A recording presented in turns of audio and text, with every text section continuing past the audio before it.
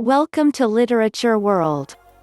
Today we are going to start different literary devices. Definition: literary devices are techniques that writers use to create a special and pointed effect in their writing, to convey information, or to help readers understand their writing on a deeper level. Often, literary devices are used in writing for emphasis or clarity. And the first one is allegory.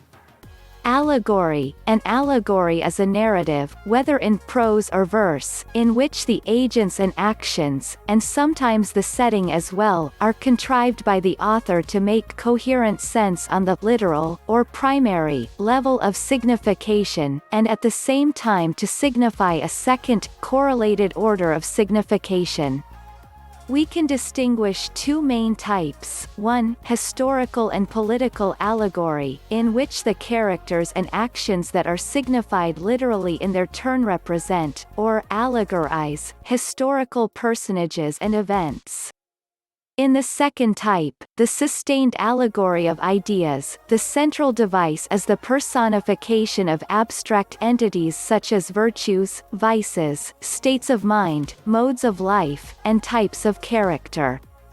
In explicit allegories, such reference is specified by the names given to characters and places.